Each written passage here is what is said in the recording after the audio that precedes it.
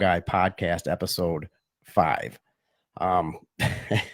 We had a little technical difficulty if you heard earlier. Hopefully we have that figured out and we can start again because, hey, every day is a new start. Today we are talking with Elissa Emmons from Star Dexters. She lives in Texas, but she is joining us from South Africa, which I can't thank you enough for taking time out of your vacation to come talk on some jackwagon show from Michigan. So Elissa is the AI tech from Evening Star and also the American Dexter Cattle Association youth director. So how you doing, Elissa? I'm doing well. How are you? Good. Good. Better on take 2 than take 1. So I really appreciate it. I'm telling her how I'm going to save her time, and then I screw her out of 5 minutes. So thank you everyone who checked in on the last Facebook Live episode, 4.5. I understand it was way too long. That's something I'm going to work on. It wasn't really focused for any topic, and that's something I'm going to change as we go. And so we'll keep working on that. This is going to be also recorded on and sent over to the YouTube channel for the Dexter Cow Guy podcast. If there's a slight delay between answers on questions and answers, rather, she's coming to me via WhatsApp, and it seems to have just a couple second delay. So bear with us. Thank you first to my sponsor, Field and Stream Taxidermy in Howell, Michigan, specializing in trophy whitetails and all other big game animals. So thank you again, Elissa, for being here. Like I said, I can't thank you enough. I know I see the pictures. You've been really busy going down there. So really do appreciate it. So tell us about Evening Star Dexters. All right. We're located in Iola, Texas, which is central. We're just outside of College Station. And we have a herd size of approximately 80 that's made up, we have about 15 dehorned animals, one horned female right now that we use mostly for education of the breed, that we take her to various shows across the country, and then she showed with the pulled string, and in fact last year she won reserve brand at Houston. But I love to take her, hear people's reactions of, oh, that's a bull, and I get to shock them and say, oh, actually, it's a heifer. Yep, that's exactly a problem we have. Well, it's not a problem, but it's just education, because people that aren't around cows think that only bulls have horns. So, we've been there. Still, hi, Cheryl. She's joining us. I'm going to try not to go too much to the comments to try to get you out of here and get you back to a nap or whatever you're going to do. So, you get to tell me again, even though you told me once before I realized. So how did you get your start in ag as well? How did you come to own Dexters? My mom asks me that question almost every day, but I started showing limousines in 2002, and I did that through a scramble program. I was fortunate to catch a couple of heifers, and we started buying limousines. Once I grew a little bit older and I realized that my parents would be the ones helping me, I realized, these limousines get really big, and my cow topped out at about 1,800 pounds, and the bull was another 2,500 pounds. And so the place that I purchased in Iola is about 11 acres, and we could only have about 3 of them there. In about 2007, we made the switch to Dexters, and by 2008, we had sold all of the registered limousines, and we're down to strictly Dexter. Okay. Did you know somebody that had Dexters, or is it something you just kind of researched? That's an excellent question. My mother, she lives across the street, she met the ADCA director at the time, Pamela Malquit. And Pam lived right up the street from us, about 3 miles away. And my mom went out to her house. Miss Pam ran a bed and breakfast. And the biggest question that my mom had once she got there, she saw these tiny cows. And she was talking to Pam about it. Pam, again, it being the president at the time, of course, she wanted to share everything that she knew. But Miss Pam asked my mom about me and showing, and basically if I would be interested in showing, or if I could even show a Dexter. And I still, to this day, I love this line. I responded back to my mom that she could tell Miss Pam if I could put a halter on it, I could show it. There you go. I like it. Well, Pam thought I was crazy. I put a 4-year-old bull on a halter and took him to Houston the next year. And I've been showing basically ever since. Right on.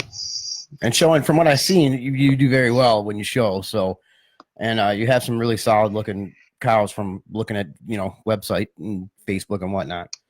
So, I should add, I've been blessed, but it's definitely one man's opinion on the showing. So I always tell people keep their head up. Right. Well, the best thing about me starting a show for other people is that they'll never finish last if I'm in a show. But I have I tried to load a poll on here for about what everybody's favorite Dexter is, but I don't see it. So if it's there, so everybody vote. If not, I guess we'll figure it out at another time. So I'm really interested in AI. It's something I kind of want to do here, but I'm trying to weigh, the pros and cons of everything. So I guess run me through a basic season or responsibilities or whatnot for as an AI tech. Like how long have you been doing it? What do you do? Whatnot.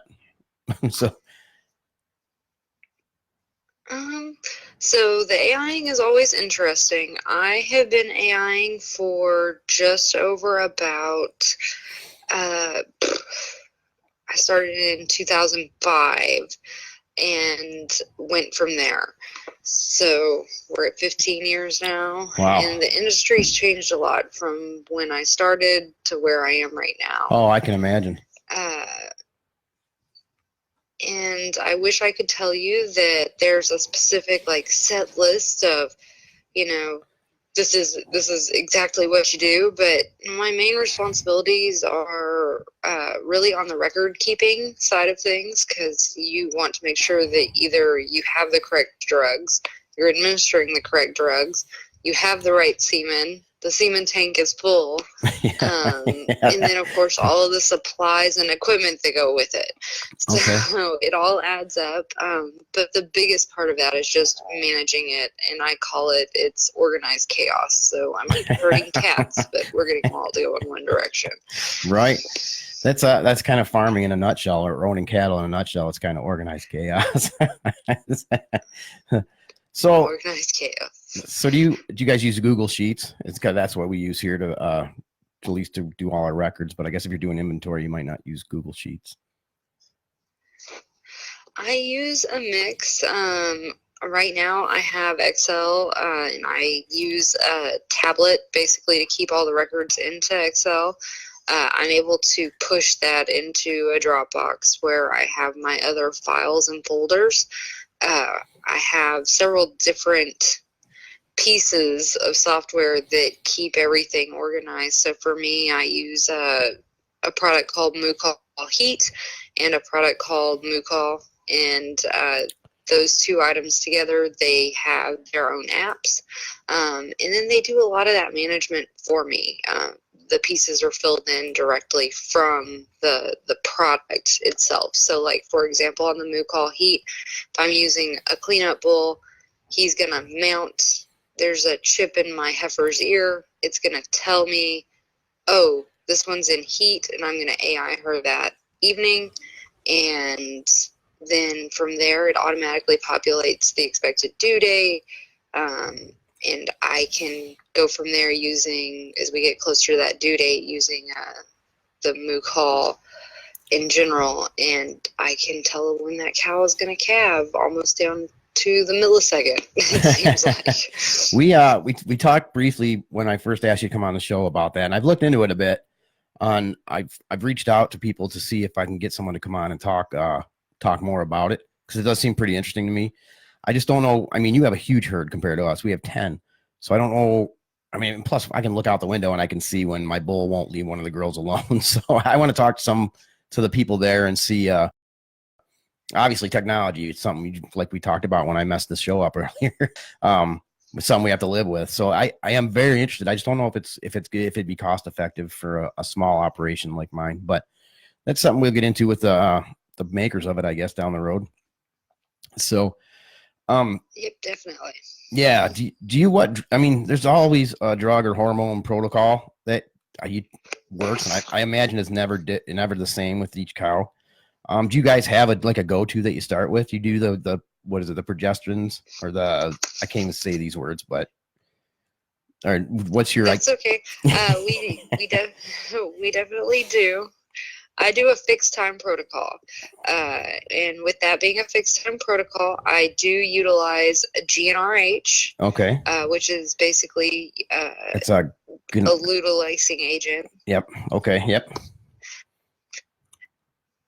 We use cedars, which that's the big white, we call them our birth control around here, but that's the big white inserts that are going to go directly into the vaginas of the cows. And then we use prostaglandin. Okay. Sure. And another shot of GnRH. I like to keep the number of shots and handling of the animals down. So I use a 7-day, it's a 7-day CO, sink, and cedar. And this is typically a 60 to 66 hour AI window or AI point. And the success rate for this one I found to be my highest. I'm usually somewhere in the 70 to 80%, depending on if it's a cow or if it's a heifer. And sometimes how easy the process goes and runs. Sure.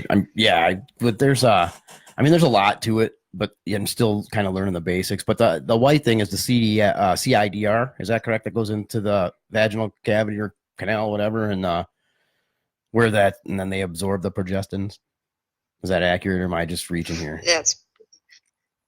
No, you're completely right. Okay. So there's a shot at the beginning on day 1 with the GnRH. We put in the cedar, and that it has drugs in it that they're being absorbed for 7 days. Once I pull that cedar, I'm going to give them a quick shot of prostaglandin, and then somewhere within the 60 to 66 hour window, I'm going to just watch them and make sure that they are in a standing heat. But at the same time that I AI them, I'm going to give them a shot of GnRH just as a good measure to ensure that they take, hopefully. Sure. And you do say you do utilize a cleanup bowl? It depends on the animal that I'm actually AIing. I AI, as funny as it sounds, way more for other people with other breeds than I do in my own herd. Okay. I've been very fortunate to buy a couple of, I consider them some of the best bulls in the country, and I'm sure we all consider our independent bull one of the best. Yep, for sure. Or else he probably wouldn't be our herd bull. But right. I have 2 very nice bulls, and so I try to rotate them out, and then we mix in the AI as needed. Okay. So yeah, it seems like there's kind of a high demand, I think, around here, just from talking to people for AI techs, even outside of the Dexters, because they like I was at they call it the Diamond Classic. It's a show here, and it's all beef cows, and there was talk about that yesterday. So it's probably pretty profitable to go do other people's cows. So maybe not. I guess so. If you're doing it for other people, they're going to provide the semen for sure. For you guys, where do you get your semen? Besides a bull, like do you guys buy it from other sources, or do you guys collect there on the farm? We do not do any on-farm collections, although that has been a goal of mine. I was fortunate in college to have worked at numerous different facilities. I was able to learn how to handle and process semen there. this past year, we actually installed a lab in my barn, and that has all of the equipment. It not only houses all of the equipment that I need, but it does provide me with the ability to hopefully one day be able to collect semen right there at my house. But I am fortunate in the fact that right up the street we have Texas A&M, and there's several different facilities located within 20 miles of me. One of the biggest being Sexing Genetics, and they actually do sex semen, which is I've heard this popular thing down here in Texas. Yep, and they're located right there outside of College Station. It's a great facility and great people to work with. But there's several different local semen distributors right here in College Station, including Bovine Elite, and then we have a couple smaller ones that are actual studs that collect the semen there outside of town. So okay, that's awesome because yeah, that seems like a big thing that I'm noticing. I'm starting to hear more and more about it is the sex semen. And I haven't had a show basically all genetic talk yet, but I do want to have one. I have somebody in mind already, but I see it sounds like you know far more about it than me already. But so storage, what is it like? I guess I didn't hit you with this question in the outline, but what does it take for storage for semen? Do you have an off-site facility or do you store it yourself? That's an excellent question. I have a tank at the house, and it is about a 90-day tank, and it holds about 2,000 straws. I usually only keep about 800 in it, but it's a nice tank, decent life. But if whenever I'm up and going and I'm really using that tank, it can get quite heavy, quite bulky. Yeah. So I'll store at a facility like Bovine Elite, which they allow for bulk storage, and then you can go up there. They'll even rent you like a smaller tank, and you can just say pull the 5 or 10 straws that you need for the day, and then bring it back whenever you're done. That's pretty nice. So I haven't really researched what we have around here. I'm sure MSU. I'm pretty close to Michigan State. I'm sure they have something along those lines. So that's something to look into when we get closer to that. Because I'd also like to do collecting around here, but the main reason we want to do AI is that we love our bull so much. We can't, and we're so small, we can't picture ever getting rid of him. So if we AI, we get to keep him longer. So you're around 70 or 80%, you said. So I've read around 60% success rate. So that's awesome, actually, if you can get that protocol down. So you did that in school then? You started in school with this?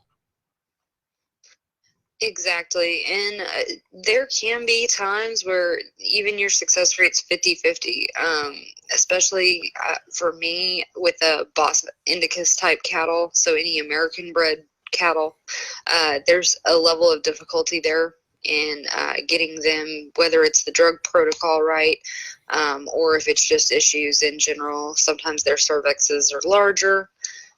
But for the Dexters, the biggest issue that I run into is the first time heifers. Usually they're just tiny in general. Yeah, that was a question I had. That, of course, I'm lucky that I'm a female, so my parts are a little bit smaller and a little bit more friendly to them. Right, yeah, I have a big old club hand. Every Dexter's different. Sure. So. Yep, our vet, when he comes out to palpate, he was like, there's one of our little girls, our little smaller framed ones, he couldn't even get in time to tell. He's like, I'm sorry. I'm like, yeah, I get it. They're Dexters. You're not going to be in there all the time. So, have you ever... Exactly, and I would hate to think what some of my girls thought when my male vets come in. He's got some pretty stocky arms, and he's even said, would you prefer to do the palpation? I'm like, sure, why not? Let's go with that. Yeah. See their eyes get really big. That's a bad thing. So I've heard, and this isn't anything that I've read, this is just from talking to people, so I don't know how factual it is, but I've heard of the issue with a heifer or a cow cycling naturally after AI. Have you any experience with that, or is it something you just keep AI in so you don't have to worry about it? I have had issues in the past. If your drug protocol is not correct, now there's two schools of thought here. Are you discussing so after they've calved with the AI calf on them, or after you've missed and you're going to AI again? Yes. Either let's say after they have an AI calf with them on them. Okay. After they have that AI calf, if you wait the appropriate amount of time, which I normally would say you wouldn't breed a cow out in your pasture until it's gone through its maiden heat cycle, so that first cycle that's after 7 days, and then once she's cycled again, you wouldn't have the bull in with her until then typically, and that's my same rule for AI, and I don't have any issues with that. I don't ever try to breed on that maiden heat cycle. Yes, time is money, but profitability is one thing. Managing and stewarding these cattle in the right direction is an entirely different. Absolutely. So, I agree 100% with that, because the health and care of the animal should always come first. exactly. Now, to say if you missed one, and let's just say I'm dealing in one that's from yours, a 40%, if that was one of my 40% failures out of this, those cattle, I've noticed I tend to have an issue getting them bred back, whether that be with that cleanup bull or if I'm trying to AI them again. I always cringe whenever I'm putting them through the actual set of shots again, because if you put them through the protocol twice, the first time normally they didn't take for a reason. Sure. And so it's researching behind why they didn't take, whether that be, there's there's skill differences on each AI technician, which for me, I'm the only person I have to blame. Right. But for other people that have just 2 or 3 techs that'll come out to the farm to either administer these shots or to do the AI, it's the skill of the tech. It could be the animal that day. There's just a lot of things, a lot of variables go into that. Yeah. So, okay. So, I mean, it then again, it's on the individual, it sounds like. So, of the animal actually, and the AI. So there's a lot of variables there. It could be a million reasons why I didn't take. Exactly. And I'm learning more and more, especially with the Dexters, and I'll refine this as I go. My latest purchase here has been an ultrasound machine. Oh, very nice. So yeah, it's a cool toy, and I love to geek out. Everybody laughs at me. Well, hey, I'd love to play with that. It's definitely fun. But you can always check them then. And so I always check to make sure that there is an egg that is a follicle that's sitting there that's either ruptured or is very close to rupturing. And that means she's ready to breed. Okay. So, yeah, it takes a lot of guesswork out of it if you can throw the ultrasound machine on them anytime you want. It definitely does, and it cuts down on that window where you're kind of sitting there twiddling your thumbs going, is she bred? Is she not bred? Do I need to pull blood and send that in and wait? Right. So do you have any advice for say me, if I'm starting out, I'm green. Bear in mind, I'm very green. I've never even palpated a cow. My biggest piece of advice, and I feel like there might be this question further down, so if I'm missing it, just let me know. All right. There are several different schools out across the country. I recommend starting there. That's where I started. I was still at Texas A&M at the time, and I was recommended to attend Bovine Elite's AI clinic, and during the AI clinic, they teach you about AI. They also teach you about palpation, and they run through each of the protocols that they recommend, but there's probably a bazillion other ones online. And then from there, basically, it's a matter of you getting practice. Then with everything else, just practice makes perfect. So the more cattle I can get my arm in, the better I become at doing this. Sure, that makes a ton of sense, actually. So I've asked a couple people for recommendations. So there's the Bovine Elite has come up, and also there's one in Nebraska that the name escapes me right now. but I think I'm going to look into both. And Is that ADI, I believe? yeah, why not? It might be. I don't. I'd have to look, but I think that's what it is. That sounds familiar. So this year we're going to show. So I won't have any. Another great company. Okay. Okay, good. Because I'm not gonna be able to do it this year. I'll have to do it next year because I'm spending all my money on shows this year. So, but I think that's pretty easy to do from what I'm learning. So I'm gonna shoot for like a 2 to 5 year plan to get in there and start maybe AI in a bit. So we're gonna grow our herd a little bit this year and then hopefully do that. So, so if I ever come down and visit in Texas, are you gonna let me Well, for palpate? somebody, you sure can. I'll bring up. I teach a cow class every week. Oh, okay. And we have kids all the way down to as young as 5 that start learning the palpation. We don't put them on AIing until they get older, especially because something for people to keep in mind is that a lot of the drugs that we use in AI, I have to handle with gloves.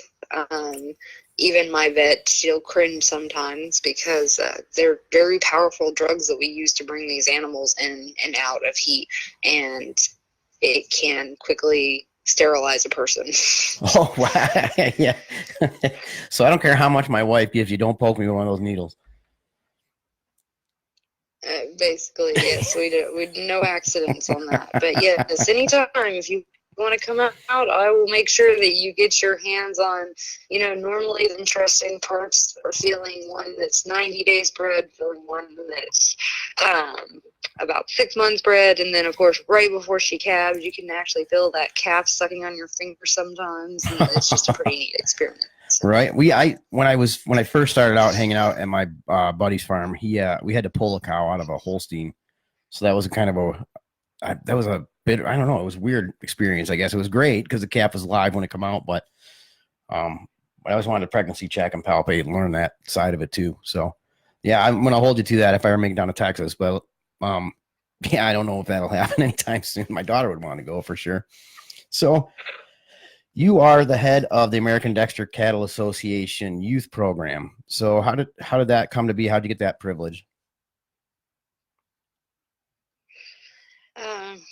It is a new position on the board, so I was very fortunate that several of the board members, as well as the membership, felt that we needed somebody to help steward the youth program. And once the position opened up, I believe several other people from the association applied, and it just so happened that at the period of time for consideration and nomination, I was the qualified candidate, and so by basically default, they ended up bringing me in as the youth director, and I'm actually up for re-election this year. I'm hoping more and more people will have seen the program and be interested in being involved, and I welcome people to run against, because while I'm eligible for another term, having other people in there just makes us a better association, and especially having that interest towards the youth.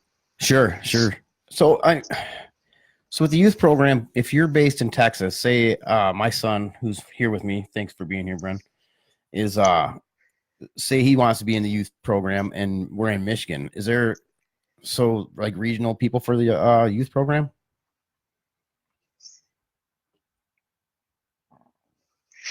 We actually are working on having what we would call ambassadors. Okay. But presently, no, there's not necessarily a regional area. We just handle the youth as a entire nation. So that means everybody from Hawaii all the way to New York, all the way down to Florida. We've got the whole program running together out of one now YDCA board. Okay. So that is they get a youth membership, and now I'm not sure, but I think it's $10 for a youth membership. Might be $5 right now until the end of this month. And that starts them along the path into the youth program. That is correct. It definitely does. Okay. So is everything online then until like and then they the get shows? Several. I'm sorry. Go ahead. You first. I'm sorry. I said you first. Go ahead. They get several. So it it gets them started. They also get several different benefits being within that youth program. Not only do they get their reduced register or to self-register themselves or start their farm, but then we are also looking at offering discounted registrations for their animals as well. Okay. So let me see where I was going with that. So is that all online then? Is like the program's up until you guys have activities or whatnot online, and then like I imagine there's meetings or whatnot at the national show, or maybe other shows for that matter? That's an excellent question. We hold a monthly youth membership meeting. Currently, our online process, as most members know, the entire website is doing an overhaul. So there are various pieces of the website that have kind of taken a backseat, and the youth page is one of them. So there's going to be more details to come, but first we have to refine that main page, and then we have a set of pages that they're working through. Once they get there, we can do more with the youth page. But we do have monthly meetings, and we now have a Facebook page that we're working through, and I believe we're working on setting up their Instagram for them. That was been one of the topics in the last couple of meetings. Okay, so. Specifically for the youth program or the ADCA in general? Specifically targeting the youth program. Correct. Okay, we're going to share that link in the description of this. Then we'll find it on Facebook, copy that link, and so that way people have access to it from for the 3 people. That'll be perfect. Yeah, the 3 people that watch this thing can can maybe find a kid that wants to be on it. So is that cut out at 18 years of age? Is that fair to say? That is fair to say, but it's right now I would actually say it's not accurate. We're looking towards other breeds, and their cutoff limit is 21. The reason being is that normally you want your 18 to 21-year-old kids that are in their transition period to assist with those younger kids that are coming up through the association. Whenever I was with the Limousine Association, it was a very similar set to what we do now with our youth board. And then we would have our advisors that would be a little bit older. Sometimes our actual directors would even be in that older category. And that's what we're hoping to do as well. That makes a lot of sense, a mentoring deal. That's actually a great idea. Exactly, kind of help them follow the path. Yep. So obviously that's your plan to expand upon the current program. So are you going to Nebraska this year for the expo, for the ADCA Expo National? That is the plan. All right, we're planning on it too. So that hopefully, is the plan at present. Right. Yeah, it's. Oh, I was just gonna say. Go ahead, you first. It's the delay. It's getting us. Yeah. I was just gonna say I've only missed one Dexter show in all the years that I've had Dexters. So one Dexter National, and it's the hardest thing in the world, whether I go just to go or if I bring animals. Being there is a lot better than not being there, because hearing stuff secondhand is definitely hard. Sure. And and like I said, I'm close to. Yeah, I'm close to MSU and the all the fairgrounds, and I go and I just talk to everybody Dexter's ears off, and I'm sure all the Angus and Key people just are sick of me and the Simmies. But it's gonna be fun to go around shows where it's all Dexters, because there might be one Dexter. I think I saw one Dexter at the show yesterday, if any. I think there's a few in the Ingham County Fair. So I'm going to start, once we get into showing, I'm going to start taking mine everywhere. I don't care. I'll throw them in with people, with other ones. So it'll be fun to go to Nebraska, and we're going to Ohio Valley. I don't know if that's kind of far for you, but I don't know if it's going to be fun for us anyway. So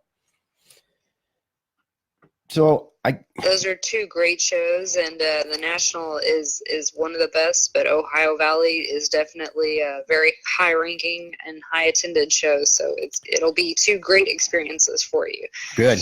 And the good news for everybody showing in Ohio, since we're showing in Ohio, like I said, they won't finish last if I'm there. So I have a couple people on the stream asking where you're located in Texas again. So If you want to say where you're located in Texas.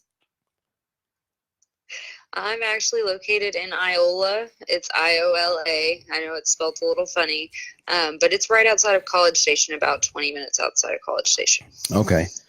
So I get a lot of friend requests from South Africa. They seem like a popular breed in South Africa. Are you going to visit any farms while you're there? Excellent question. I've made attempts to visit. I would love to have spent every day of this vacation visiting different farms, but I have already visited one gentleman that's just up the road, and he has a single Dexter cow. And then I've seen several different places, and right now, with just as packed as my schedule is, and I'm here primarily for working, and it's just a matter of getting everything in one day, as well as ticking things off that bucket list. So, yeah, there's not enough hours in a day when you have a setup like you going, sweet setup going to South Africa and visiting. Exactly. Well, and I was very fortunate. One thing I did do, I went to one of the local abattoirs, which that's for here, that's a slaughtering house. You can see the faces on some of my colleagues that are like, you're coming all the way to South Africa to go visit a butcher. Well, yes. Something I'm interested in. Yeah, I mean, why not check it out if it's something you can fit in, for sure. Yeah, but I can only imagine someone's but not. that was a great experience going there and getting to see their setup and how it's different from the U.S. or how similar it is to the U.S. So that was a great experience. Yeah, for sure. That'd be something I'd be interested something in. I won't forget. Right. I'm sure they didn't hand you the stun one and say, "Here, go nuts." Well, that was the interesting part. They were more than willing to let me do anything I wanted to do. But for the front end, they do everything halal. So they bless each cow or goat or lamb as it's coming down. So I tried to stay out of their way and just absorb their process. But very interesting. I saw a lot of Temple Grandin's methods being used here, including basically the use of a belt system to carry the animal up before they're stunned, which helps calm them. And you wouldn't have thought this was a slaughterhouse. The animals are all calm. They go through and they're processed, and it's just very calm, very respectful, very clean. It's very nice. So how it should be, basically. Nope, you'll have to repeat yourself. Sorry. I said so. Their services there are basically how it should be with respect to the animal and cleanliness and whatnot. Correct. It's definitely a lot of people have misconceptions of South Africa. They think that the people live out back in the bush and have lions and tigers and things roaming around. And no, this is a very modern and up-to-date place. Okay. From the pictures, I've been following your pictures when you post them, and it looks like you're having a blast, and everything there looks really cool. And if you didn't know about the conversion, you'd think everything costs a fortune there, for sure. Yes, I can't remember my Texas chicken steak. I think that was 400 Rand or something. But everybody was like, "Oh, you spent that much on that burger?" It's like $6. $6. Yep. I'm good. Yeah. So, well, is there anything else you want to add, or that I maybe should have asked that I didn't? I mean, feel free. This is, like I said, this is your show. I'm just hosting. Just to roll back a little bit to the AI, one thing, a lot of people feel a lot of pressure to have to do it themselves. Don't feel that pressure. What I would suggest is ABI, which I believe is the other school, and it may not be, but I believe that's the other school that you were looking into. I would reach out to them. They're going to have an AI technician in your area, or reach out to your local veterinarian. Sure. Sometimes the local vets will AI cattle. Sometimes they won't. It depends on their staffing and who all they have on. And normally it's a technician there on site as opposed to the vet. Like, my vet does not AI, but we have technicians in the area that do. And if I'm ever not able to AI something, she's able to point a client in the correct direction to get them set up with AI. And then the best way is just to watch and learn. If you have a facility near you that would allow you to watch some AIs being done before you do your own, I highly recommend that, because there's nothing like being behind a cow and fumbling with $100 straw of semen, right. to just absolutely kill your mood. Right. Right. I would definitely never try it alone without watching someone and spending time. But yeah, I can see how some people might think how hard can it be. But yeah, it's yeah, definitely, like, if I think everybody should probably watch it done a few times by someone that's been doing it, and they even have someone there guiding them for their first time through. That would be ideal. Or the school. If I can get to the school first time, I'd be okay with that. Yes, exactly. And that's, for me, even now, there'll be days where I'm like, I'm going to have a great day and my percentage will be high and I'll get out there. And even if it's just, say, a $25 straw of semen, I've had accidents where the plunger has gone down and next thing you know, you're wearing the semen in your front pocket. And it's like, well, hopefully I had another straw of that bowl. And luckily I've only done that with the $25 straws, not the $100. Exactly right. That would make it all the worse for sure. So, but okay, yeah. I mean, anything else? Beyond that, if anybody's interested in volunteering in the youth program, or if we have kids with questions, have them reach out to me. We have the Chris Odom Award that's coming up. The application should be posted online now. Those can be filled out, and I invite any and everybody for the kids to apply to that. It's scholarship money, so it's either a $500 or $1,000 check, depending on which category you fall into.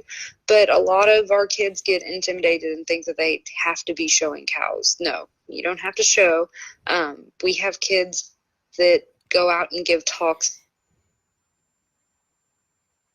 I've had little state fairs. I've had their local 4-H and FFA chapters, things like that. And in fact, one of our recipients a couple of years ago had never even shown a Dexter until the national, where she actually won the show. So keeping that in mind, I invite all the kids to start there. If you really want to do Dexters, it's a great place to go. And several people have started their herd from that. Or to investigate in your local area and see if we have a local chapter that does either a heifer program or maybe has a farm that would be willing to donate to get them started. Sure. If there's anything I can do, by all means, reach out. I'd love to help them. So anyway, I could. Oh, I'm having some tech difficulties with my headset here. But yeah, if there's anything I can do, let me know. I'm glad to spend time on whatever. We'll always take all the help we can get, especially if you're going to be at the national show. I'll hold you to that part.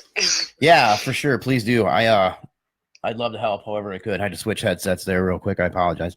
Yeah, I'll be there. I'll be nervous because I won't know what I'm doing except losing badly, but I definitely would help any way I can with the kids or anywhere else I can. If you guys need me, just rope me into it. I'll be glad to help. Alrighty. Well, and keep in mind too, it's always those nervous jitters that first time luck get you out there. You never know, you might win, and your cow will shock you. You got to believe in it. Well, it's not my to achieve. Yeah, well, it's not my cow I'm worried about. I think I have the quality of cows to win, but I think the judges will look and go, man, if that cow just had someone else with it. So. But so I'm going to put all this information obviously on, we'll post it. I guess we could post it on the Facebook site too, AB. And then we'll post it on the YouTube stuff. And anybody that wants to get a hold of you can do it via, that knows me can go through me, or they can find you as Elissa Emmons on Facebook, or the ADCA site. We'll have that linked as well. That way they can do what they got to do and get a hold of you and see where they can fit in. That sounds good. All right. Well, thank you so much. I have a Facebook page.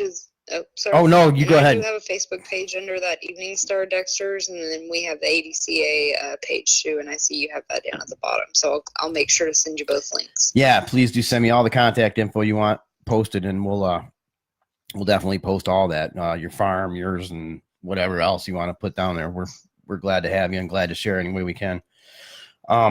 So I can't thank you enough again for taking the time out on your vacation. And from what I can tell, you've been going nonstop. So I really, really do appreciate that a lot. So thank you. And I'd love to have you back on another time, even maybe down the road when all that youth stuff gets kicked off, or even come see me at the show. I'm going to live stream from Nebraska. So we stop in and say hi, and we can touch base again there. Yep, that sounds great, and we appreciate you for having me on. And I know any promotion we can get for the kids is great. So thank you so much. Really do appreciate that. Oh, this is my pleasure. Thank you. So I can let you go, or unless you want to hang out for the closing comments for a second. I just got to run through the last bit. That's up to you. I'll hang on for the closing and just sit here like a fly on the wall. That works. All right. No, chime in. I mean, if I'm getting something wrong or something you want to add, by all means, chime in. So I just want to remind everybody about the Australia fires. That's not done yet. And Duncan McIntyre, we're going to put this link up again for the Dexter Cattle Australia Incorporated. Still has that. It's like a GoFundMe, but I think it's I forget what it's called, but we'll have that link on there as well. So please, if you can, donate to that. That's going to go to the Dexter families in Australia affected by the fire. So if there's anyone, we're going to Tennessee in the next month, beginning of March, to pick up our lovely cows from the Cheneys. So if anybody has a farm between Michigan and Tennessee, they want us to stop in and say hi. I'd even record an episode with you there. That'd be great. I have a recommendation that I'm going to touch base with from Kathy Cheney, which I appreciate. And see, so maybe that'll happen. Hopefully it'll happen. It's going to be fun to see as many people as I can. And St. Patrick's Day, Irish Dexters. I'm looking for something fun to do for that. So if anybody has any ideas, by all means, hit me up. I have a couple floating around my head, but we'll see how those go. Thank you to Corey Hutchinson for getting me started, learning the ropes of the show this weekend at the Diamond Classic. I appreciate that. It would have been perfect if you guys had Dexters, but I guess I'll let you slide with the key cross for now. So upcoming episodes, Sally Code from Freedom Farms Dexters, and that's in Tennessee, to talk about what their farm does. And we're going to do a hands-on clinic there. And I think they do semen collection there, but I think she said they do. And I know they have white Dexters. I've been researching the show a little bit, and that'll be my first time seeing white Dexter in person. So that'll be fun. Then while we're there, Mark and Kathy Cheney from Cheney Dexter Cattle, we're going to talk all things Dexters with them. I'm going to have Kevin Wittenberg from North American Disaster Response Team talk dog training for anybody looking for obedience tips or anything else along that nature. Reached out to Legacy. I still haven't heard back. I'm going to really press Michigan Cattlemen coming up just to see what a small farm like me, how they can benefit from being a Michigan cattleman that owns Dexters and not one of the bigger breeds. And I hope to have the Dexter Cattle Australia on after things get better and we can have fun. So the Facebook Live, I think this format's going to be maybe it for the foreseeable future. But it will also be posted to the YouTube if you guys want to go back and reference it quicker than trying to find out, scroll through Facebook, trying to find what's what. And please comment, share, and subscribe. Tell me how I did. Tell me how I can improve. That I get more knowledge from a negative comment than I do a positive one typically. Don't have to be polite. I could take it. I'm not fragile. So thanks for listening. Until next time, make sure you love your Dexters and remember to be a positive ambassador to this breed anytime you can. So thanks again, and we'll talk to you guys all soon.